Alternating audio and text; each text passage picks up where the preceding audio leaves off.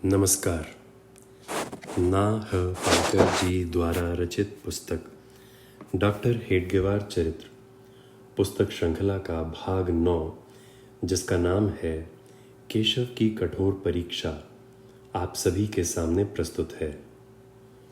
वेद शास्त्र संपन्न श्री बलिराम पंत एवं उनके साथ ही उनकी पत्नी रेवती बाई के आकस्मिक निधन के उपरांत हेडगेवार कुटुंब का संपूर्ण भार सहज क्रम से उनके ज्येष्ठ पुत्र महादेव शास्त्री के कंधों पर आ पड़ा।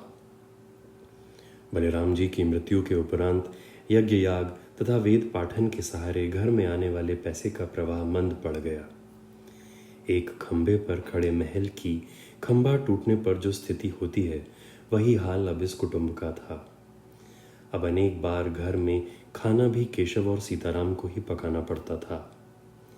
जिस दिन कहीं से निमंत्रण आ जाए, उस दिन अवश्य ही इस नित्य के कर्म से छुट्टी मिल जाती थी, वरना लकड़ी फोड़ना, सफाई करना, पानी भरना तथा भोजन पकाना आदि घर के सभी काम नियम पूर्वक उन्हें ही करने पड़ते थे। इतना ही नहीं, आवश्यकता अनुसार अन्य काम करने की भी उन्हें सिद्धता रखनी पड़ती थी। गुरुजनों का दबाव कम होते ही महादेव शास्त्री बेलगाम हो गए।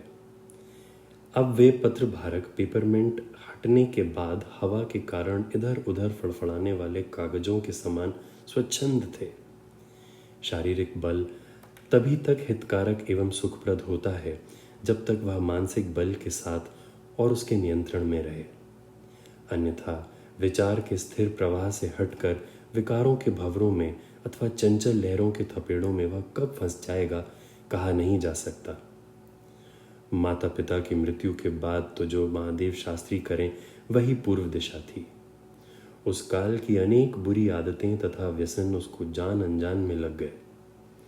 इस विषय में स्थिति की कल्पना देने के लिए एक ही उदाहरण का उल्लेख पर्याप्त होगा। साधारणतः केशव किसी भी काम से जी नहीं चुराता था, परंतु भंग घोंपने का काम उसे तो क्या, सीताराम को भी नहीं रुचता था। इस कारण कभी कभी बड़े भाई से साफ सफाई कहासुनी भी हो जाती थी। यहाँ तक कि उनसे न पटने के कारण परेशान होकर सीताराम तो घर छोड़कर इंदौर वेदाध्ययन के लिए चला गया और केशव भी धीरे धीरे अपने मित्रों के यहाँ ही अधिक समय व्यतीत करने लगा। इन दिनों दोनों ही कभी कभी अन्न खाए ही रह जाते थे अथवा फटे कपड़े पहने चारों ओर घूमते रहते थे। भाग 9 यहीं समाप्त होता है। भाग 10 के साथ कल यहीं भेंट होगी। धन्यवाद।